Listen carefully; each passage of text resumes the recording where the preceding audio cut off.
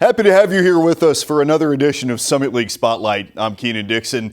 What a busy week it has already been. There's still so much more to happen in league play. We'll get to that in just a little bit. But first, let's talk about what went down at Summit League Basketball Media Day.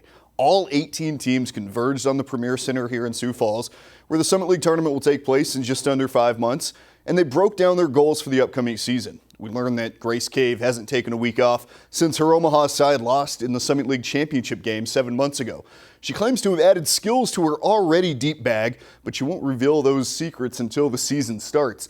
We learned that St. Thomas's Parker Bjorklund is the most interesting man in college hoops, and his movie script continues to be written.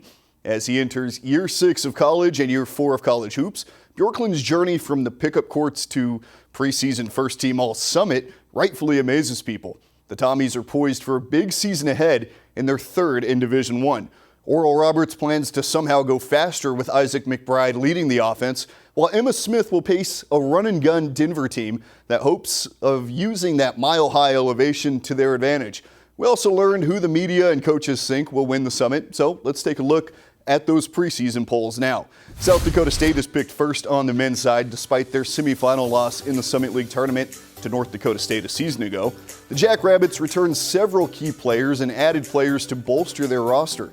They also have a Frost Arena environment which has built a lore similar to Fog Allen Fieldhouse or Cameron Indoor, proving to be one of the hardest places in the country to play over the past decade.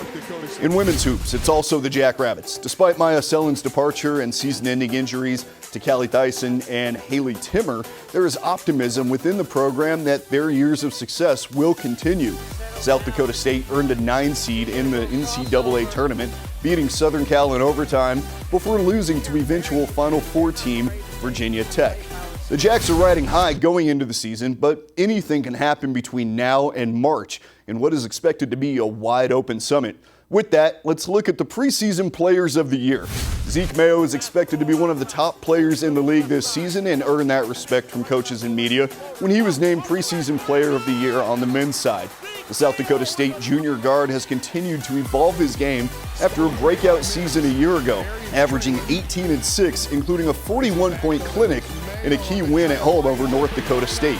Mayo spent a portion of the offseason with NBA star Damian Lillard at his Formula Zero camp, working on more than just ball. Honestly, I think I learned more about, things from the life aspect of things rather than basketball. I mean, we talked a little bit about, just the way that you approach, every day and, just getting better with everything that you do and building good habits rather than, starting bad ones. So, I kind of took, a lot of things about life with me more than I did basketball. North Dakota's Casey Borovich heads back to Grand Forks with preseason player of the year honors after a dominant season that saw her finish as the nation's 14th leading scorer, averaging 21 points per game. The Fighting Hawks bowed out in the Summit League tournament quarterfinals to Omaha, and that has spurred motivation this offseason. Borovich heads to her 5th season with a goal in mind to win her first Summit League tournament game, and she has a plan that will help North Dakota win more than one. As much as a success I've had individually, I think bringing my team with me, trying to get higher in the Summit League, just regular season, win more games, get more players on all team lists, bring other people with me, do what I can to just be a playmaker. The new season begins November 6th with 17 Summit League teams in action. And we'll have full recaps and interviews from Media Day in the coming weeks right here on Summit League Network as we inch closer to tip-off. And as we prep for that season to begin, 4 others are wrapping up. Women's soccer is coming down to it as we sit just 2 weeks from the start of the league tournament. Teams continue to jockey for those top 2 host spots to earn byes into the semifinals at home. Denver remains in first after sweeping the South Dakota schools. The Pioneers remain unbeaten in league play while South Dakota State and Oral Roberts are tied at 9 points, 2 ahead of 4th place South Dakota. Denver swept Ticket Smarter Peak Performer honors with Caitlin Glover and Megan Prezich propelling the Pios to 2 wins last week. In men's soccer, the top 2 in the preseason polls remain those in those spots here in this portion of the season. Denver and Oral Roberts remain even on points, with their only points dropped coming in a 1-1 draw between the two. They'll meet again at the end of the month, shortly before teams converge on Tulsa to sort out who will earn the automatic bid to the NCAA tournament. Both peak performers of the week came from those two schools. Luis Flores from Oral Roberts continued his hot goal-scoring season with his third brace of the year in a 5-2 win over Omaha. Sophomore Isaac Nami finished off his 16th career clean sheet to lead Denver to victory behind his 6 highlight-worthy stops in their 1-0 win over Kansas City. In the Volleyball League season, we're still on the front 9, or 8 rather in golf terms.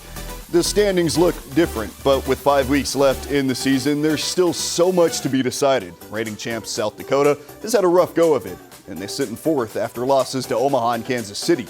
Omaha is in 1st after their tough non-conference schedule with 6 straight wins, including a 3-0 sweep over now 3rd place Denver last night, and now they're in control. Kansas City has 2 matches in hand and sit in 2nd place, currently holding the tiebreaker with Omaha after their league opening 5-set win.